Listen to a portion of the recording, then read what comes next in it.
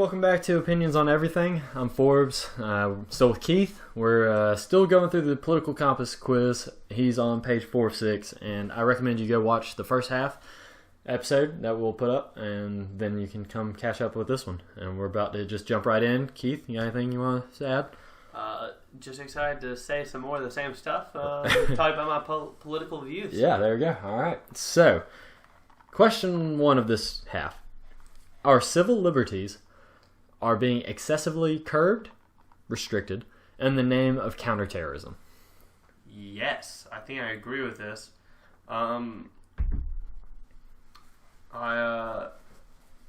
Civil liberties. Explain what those questions. To me, I would just say it's sort of like, is your freedom being restricted by the counterterrorism methods? Do you feel like because people can listen to your phone calls and monitor your emails and stuff like that? So I watched the movie Snowden, which heaven knows how much Hollywood was in that and how much reality was in that. But that movie did scare me a good bit. Just by thinking that people can listen to every phone call and that they can activate your camera in the name of civil liberty. Because I watched another documentary on this, but like, every terrorist that is identified, America will tap into their phone and listen to their 10 best friends. Right. And then they'll listen to the 10 best friends of those friends, and then the 10 best friends. And by the end of it, you're covering the world. You're covering the world. And there was a stat given that more people were surveyed in America than any other country in the world. There were more people with tap phones in the United States than anywhere else. And it's problematic. It seems problematic, and that's and it's all in the name of doing the right thing, but it's just taken too far. So, would you strongly agree that we're being restricted too much? Yeah. Yeah.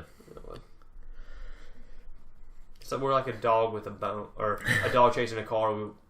We're just like we just keep chasing. We don't know what we're gonna do, but we're just gonna go after it. Yeah, counterterrorism, right? Yeah. We do so much with it. America. A significant advantage of a one-party state, rather than two-party, as we are, right? Yeah. Is that it avoids all the arguments that delay progress in a democratic political system. Disagree. I strongly disagree with that. I think there should be 15 parties. All equal in size and influence? Because we have 5 or 6 parties. Well, probably 15. Yeah, but we only have 2 real parties. Sure. That being said, George Washington at the beginning pleaded that there wouldn't be a party system at all. At all. He did not want it. He thought this was the wrong route to take because so many people fall in the middle and fall through cracks. And that's what you see now. I mean, bipartisanship is a really big issue right now in our government. No one is going with their actual morals or ethics. They're simply siding with their party. Yeah. And that's how we end up with a president, and that's how we're ending up with so many of our bad votes. Yeah, I agree. So, but to say, I do agree that an advantage of a one-party state is that it avoids all the arguments. Yeah, that's true. I mean, but it's also just a bad system. Yeah. So, I'm still going to say strongly disagree because I think that's more the gist of the question, but yeah. Okay. Although the electronic age makes official surveillance easier, only wrongdoers need to be worried. And that gets back to what we were just talking about 2 questions ago. No, I don't agree with that. I feel like privacy is an important part of our lives, and I am worried that my private life is not that anyone really cares, right? But nor should they. Nor should they. Yeah, there's no reason to care. But I think that's a right that I have as a human being. That when I don't want someone to watch me, that it shouldn't be watched. Yeah. So yeah, I'm with you. And that, like you were saying, 10 best friends. Only wrongdoers need to be worried. That's just not true because it's the wrongdoer plus everyone around them. Yeah. The death penalty should be an option for the most serious crimes. Absolutely and positively not. Woo! I am a big proponent against the death penalty.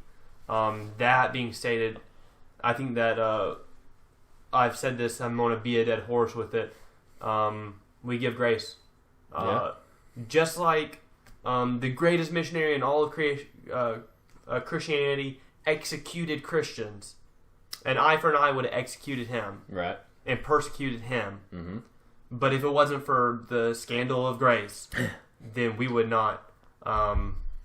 Then we wouldn't have Christianity like we have it today, or we wouldn't have some of the great people of faith and some of the people who have changed the world the way they did. Yeah. If I was judged for every sin I had or every wrong mistake I had, straight to hell we go. Yeah. So I don't think that the death penalty is a good source of anything, and I think that I'm very much against the death penalty. Yeah. And I did not realize that until I read a book by I read the first book, Irresistible Revolution, and then the second book was by Shane Claiborne. It was about grace, extended grace. Mm-hmm. But definitely a book that I would definitely put out there for people to read is Irresistible Revolution. I think it talks about that a good bit in it. Yeah. I'm also strongly against the death penalty. We need to give second, third, fourth, fifth, sixth, seventh chances. Yeah. Not just 7. 7 times 7, right? Per the Bible. But our prison system is so broken already that the death penalty shouldn't be the fix anyway, because the thought of the death penalty that people support is, hey, it gets people out of our prison system, we don't have to pay for them. But even under the death penalty, they still sit there for 25 years just waiting for appeal after appeal after appeal. And so they're still using those resources, and our prison system needs to be worked on. A lot. Anyway. In a civilized society, one must always have people above to be obeyed and people below to be commanded. Should there be a hierarchy in society to be civilized? I don't think it has to be a hierarchy, so I disagree. I think there needs to be people in leadership roles, but I don't think it should be viewed as higher or more power. I think that we shouldn't ask what the government can do for us, but we can do for the government. So, in a leadership role, should we be obeying these people or simply following their suggestions? Following their suggestions. Like, not an absolute command, just like, hey, we're trusting you to be a leader of our society. Yeah. We're on the same vision path. Yeah. And you're a good leader, you have good plans, and we need to follow that. Okay, I'm with you. Abstract art that doesn't represent anything should not be considered art at all. False. I think anything can be art. Yeah. I'm with you. There's not much to say about it. Art is all in the eye of the beholder is a famous quote. So yeah, I could see art in looking at that table over there, right? It doesn't make it art, but it could be to somebody. Yeah. So, moving on. In criminal justice, punishment should be more important than rehabilitation. Oh, so false. Yeah. So utterly false. And I hope that no one thinks that. Unfortunately, many people do. Oh, so many people. You think about someone who raped like a 2-year-old baby, right? That's a terrible crime. Yes. Something that we as people should detest and hate. Yeah. But think about the mindset that person has. That person needs rehabilitation and should have been, taught better as a young person. But that doesn't mean punishment's the option. It should be, let's see how we can make this better. How did this happen? Why are you at this place that you're doing this? Where's the misconcept in between and your mispersonification of love? So how can we help that person? Should be the first thought, but so many people jump to, you have to punish that person. Right. So so many people will say, you have to punish the people. If you don't, then they're going to keep doing the same thing. But it shouldn't be the punish. It should be, we need to rehabilitate that person and help him or her get to a better place so that they can not do this again. Yeah. So this question's very similar. You're going to say the same thing, I'm sure. It is a waste of time to try to rehabilitate some criminals. False. Yeah. Strongly disagree. Strongly disagree. It's definitely not a waste of time to try to help someone become a better person. Yeah. It's never a waste of time. Investing in people is important. Right. Never too late. 3 days grace said it best. I think that's clear as day. It's grace. Grace is in the name. They're Christians. Yeah. It's fine. Amen. Amen to that, brother. The business person and the manufacturer are more important than the writer and the artist. No. I disagree. One gets the job done, but the other is the creative seller. I think the artist and the writer will get the idea out there. Am I misconstruing this question? Maybe. I think it's saying what's more important for society, right? Someone who is creating businesses and creating products for people to have, or someone who is doing it like art, right? A writer and an artist. No, I think that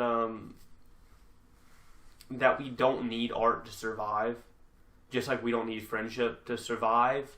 But it's so important anyway. But it's what gives our survival meaning. Right. So I think that the art gives our survival meaning, and if all you're doing is working and producing, then you aren't living. Cultural production is how I see art, right? So it helps develop society and civilization and people. So yes, I also strongly disagree.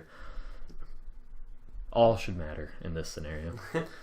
Mothers may have careers, but their first duty is to be homemakers. False, false, false.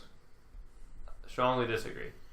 I think that that has been a stigma of the past, but the first duty is to serve each other, husband, wife, spouse to spouse, and come up with a plan for your family. And I think every family is different and unique. And whether my wife Anna wants to work and I want to stay at home with the kid, her first duty is not to be the housemaker. No. I can take care of the house or a baby just as well as she can, I think. Mm-hmm. I know that there's motherly love and motherly instinct, right. but I think that there's fatherly instinct too. Yeah. And I think it's just as much my duty as hers, whether we choose and we have we can have an agreement on whose duty that is. It's between the two of us. Yeah. I don't think it's our place to tell anyone whether they can or can't work. And if someone chooses to be a mother and stay at home, that's great. That's all on them, and that's fine. But it's not taking away anything from someone who works either. That doesn't make them a worse mother. Yes. Okay. Multinational companies are unethically exploiting the plant genetic resources of developing countries. The plant? Wait. Like, multinational companies are unethically exploiting the plant genetic resources. So think of natural resources of developing countries. Yes. Strongly agree. Strongly agree. Yeah. You go back to all the, not potassium, but all the phosphorus in the world. I believe this is, it is phosphorus. Yeah. Is harvested from Morocco. Oh, that's interesting. Yeah, isn't that just a crazy thing? Wow. It is little things like that to, you go back to the British Empire using the Suez Canal, and then the Egyptian people try to take it back over, but then that's not really a natural resource. But I mean, it was a canal. That's their natural place. It should be the Egyptians to run, but they were exploited for it. Think about Africa, right? Still developing for the large part. Every business is still getting resources from Africa. Yes, it is very much a case. Yeah. Yes. Making peace with the establishment is an important aspect of maturity.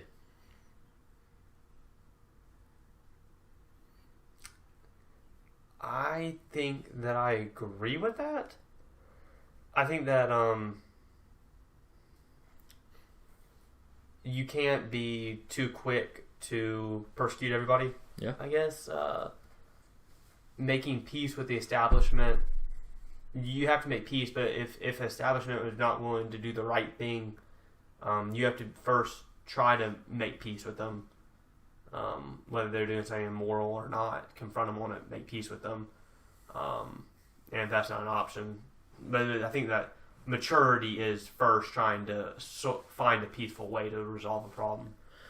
Yeah, I think the key word is is peace, right? Making peace. It's not saying you support it or are okay with whatever's going on. You're simply being mature in this relationship with the establishment and dealing with it. You're making peace with it in your own mind. Yeah. So whether I don't support all that capitalism entails, I have peace with it, and I'm going to live my life to bring out the best in capitalism. Right. So you agree or strongly agree? I just agree. Okay. Page 5. This is a short page, so actually this probably will be a shorter episode. Astrology accurately explains many things. That is a fun question. Because I thoroughly enjoy these fun zodiac signs, and I'm not one to restrict God's ability to use anything to his dominion. I don't think that it accurately detects anything. I don't think the fact that I'm a Virgo or Forbes is a Leo is accurately describes our personalities or anything like that. It is fun to look it up and to have fun seeing that Virgos are earthy, and I care about the earth a lot. Yeah. But then again, you go back to our other friends who are born at the same time, same place. And don't care at all. They don't care at all. Not to say that maybe they do, and they're not in a place where their environment has stunted their thought process. But only thing that I don't think that is inaccurate. Okay, so you strongly disagree or just disagree? I disagree. Okay. Like I said, I don't want to restrict God. You cannot be moral without being religious. False. Strongly I think disagree, you can. or just... I think that you can be moral without being religious. I think that religion may help because we get Jesus' knowledge, but I think that God made this earth the way it is. Yeah. And He set everything in motion. And if you observe the way it works and the way that relationships work, but you're not a religious person, you can still be moral and know how it should work, right, based on how God created it. But I don't think you have to be religious or believe in God to respect what He made. If we're going to believe, as I assume you do also, that objective morality exists because of God, right? There's a fundamental right or wrong. Then people will accidentally even be good and moral without knowing, right? So it's not impossible to be moral without knowing. Yeah, that's a better way of saying it, I think. All right. Charity is better than Social Security as a means of helping the genuinely disadvantaged. Charity versus the government, essentially. Just say the whole question again. Charity is better than Social Security as a means of helping the genuinely disadvantaged. Yeah, I think I agree. Yeah. I agree because it falls on I don't really like the word charity too much. I know that's what it is, but it's got a negative connotation, like this person needs charity, right? Yeah. But serving others it falls on us as humans to take care of the sick, the poor, or us as Christians and humans to have share our resources and give charity. But it shouldn't be the government's job. When it falls on the government, bad things happen. Do you agree or strongly agree? I think I strongly agree. Yeah, I'm with you. I think what I like about charity, even though, there's a negative connotation, I like the fact that that's a heart thing. That is people giving. Yeah, there's tax benefits and all sorts of, look at me, I'm so nice helping out with charity, right? But at least at some point, charity was designed to help people. Yeah. Social Security is because we don't want to have a bunch of disadvantaged people living in our country. Charity is because ideally we care about people and we want to help them. Yeah. So that's what I like about it. Some people are naturally unlucky. Does luck exist? I think that's false. I think I strongly disagree. I don't think luck exists. Being an athlete and playing sports for a long time, you hear people called lucky, and then you play on their team, and you're like, wow, you're so lucky. You win everything that's 50-50. It's not luck, though. Yeah. It looks like it's a 50-50 soccer ball up in the air, but that person knows what they're doing and puts their body in the better probability of succeeding. Right.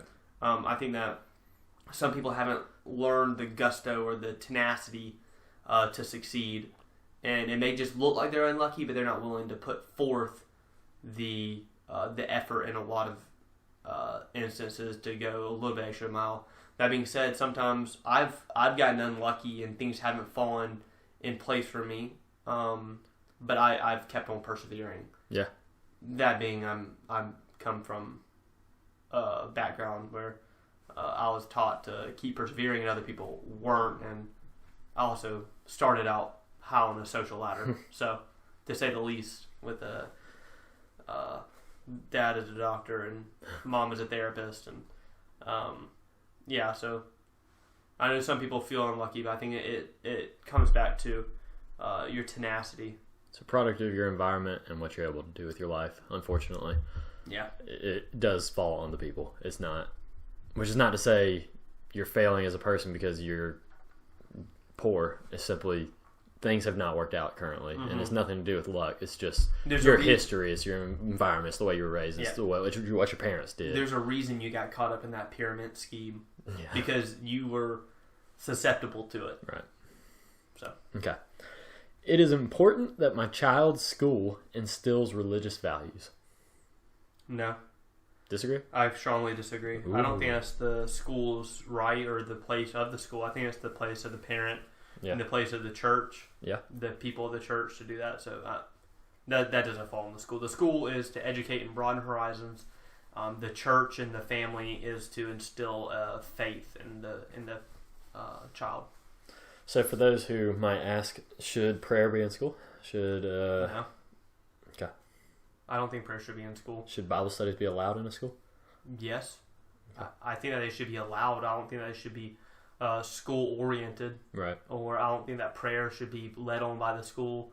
I think that this should be student led and completely separate, but it can be in a school. So scholastic studies, like our Bible class, where you're just looking at it from a world sense, like historical and look at the text, not religious impact of God. Yes. That's okay. Okay. Moving on. Last page.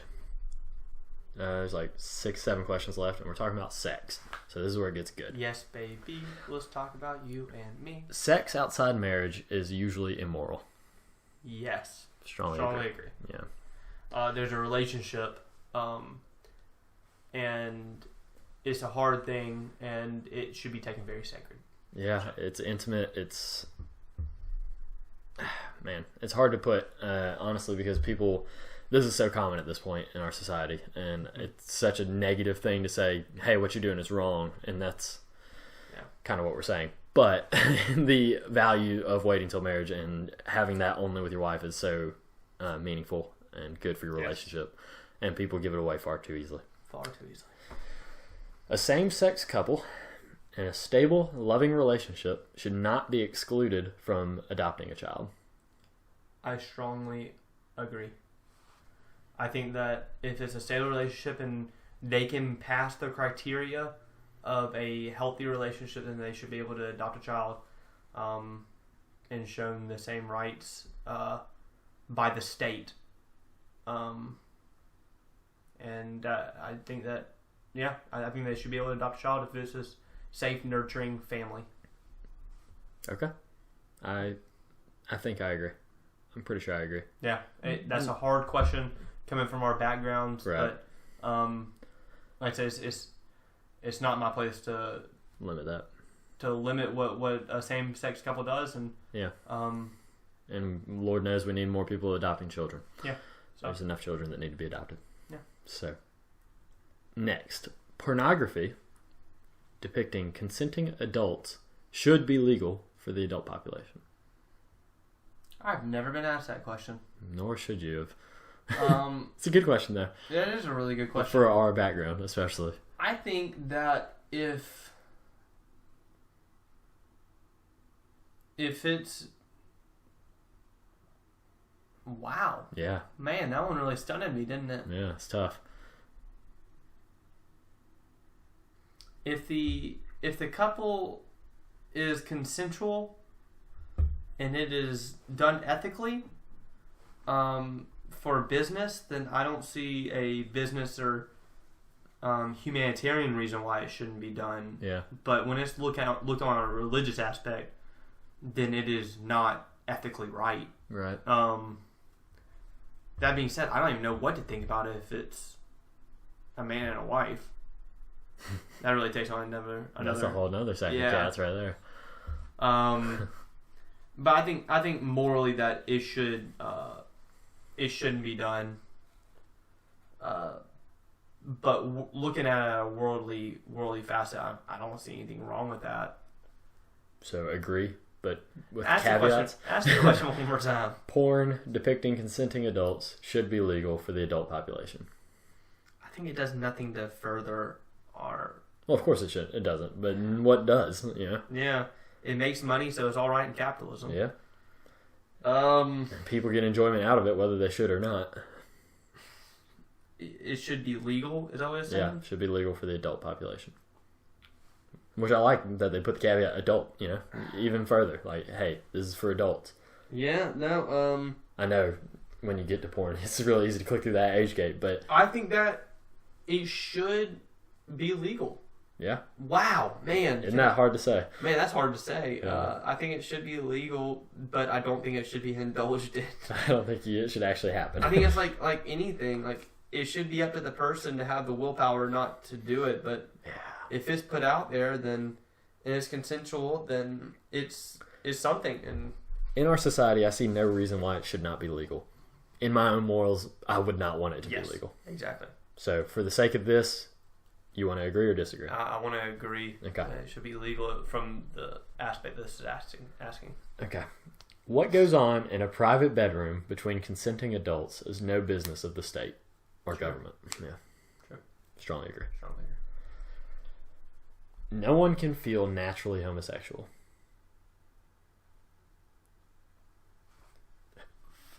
Strongly disagree. I think that somebody can feel naturally homosexual, but I think that it may not. I think it comes from a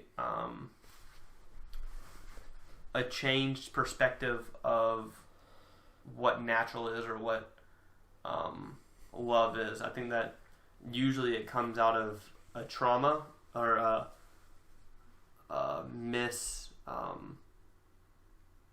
that somebody's hurt and that they have a changed perspective of how to love. I think usually that happens, but then again, I don't know enough. Yeah. I'm not well read enough. I'm not well lived enough. I haven't experienced enough to answer that question the right way. Yeah. But I think somebody can feel like they are naturally in love with the same sex. I think that it can feel natural, but it may not be. But it may not be. Yeah.